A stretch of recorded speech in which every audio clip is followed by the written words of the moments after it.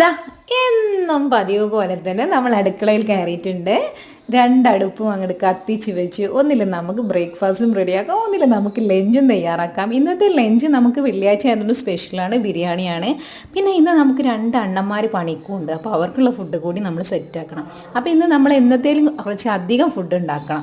അപ്പോൾ നമുക്ക് ആദ്യം തന്നെ എങ്ങനെയാണ് ഞാൻ സിമ്പിളായിട്ട് ബിരിയാണി വെക്കുന്നതെന്നാണ് കാണിക്കുന്നത് കേട്ടോ.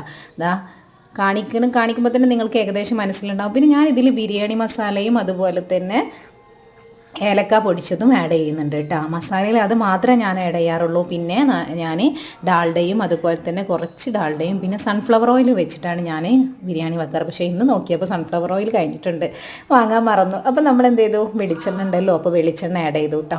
ഇതാണ് നമ്മൾ തയ്യാറാക്കിയ മസാല. ഇന്ന് നമ്മൾ ലഗോൺ ബിരിയാണിയാണ് വെച്ചിട്ടുള്ളത്. അപ്പോൾ ലഗോൺ ബിരിയാണി ആകുമ്പോൾ അറിയാലോ, മഞ്ഞൾപ്പൊടി ഉപ്പിട്ട് ആദ്യം തന്നെ നമ്മൾ എന്ത് ചെയ്തിട്ടുണ്ട്, ചിക്കൻ വേവിച്ച് വെച്ചിട്ടുണ്ട്.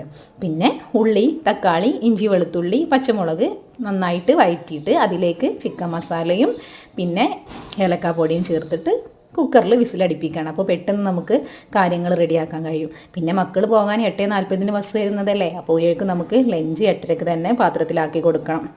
അപ്പോൾ നമ്മുടെ ഓട്ടടയും റെഡി ആയിട്ടുണ്ട്. ഓട്ടടയും കടലക്കറിയും പിന്നെ അതുപോലെ തന്നെ നമ്മുടെ ബിരിയാണി സെറ്റ് ആയിട്ടുണ്ട്. അപ്പോൾ ബിരിയാണി നമ്മൾ നന്നായിട്ട് മിക്സ് ചെയ്തിട്ട് മക്കൾക്കുള്ളത് കൊടുത്തതിന് ശേഷം ബാക്കിയുള്ളത് അതേപോലെ തന്നെ നമ്മൾ വീണ്ടും ദമ്മിലിട്ട് വെക്കുകയാണ് ചെയ്തത്. അപ്പോൾ മക്കൾക്കാണെങ്കിൽ ഈ ചിക്കനോട് വലിയ താല്പര്യമില്ല. മറ്റേ ചിക്കനാണെന്നുണ്ടെങ്കിൽ 1-2 പീസ് തിന്നും, അത്രയേ ഉള്ളൂ. ചിക്കനാണെന്ന് കരുതി വലിയ താല്പര്യമൊന്നും, പക്ഷേ ബിരിയാണി ഇഷ്ടമാണ്.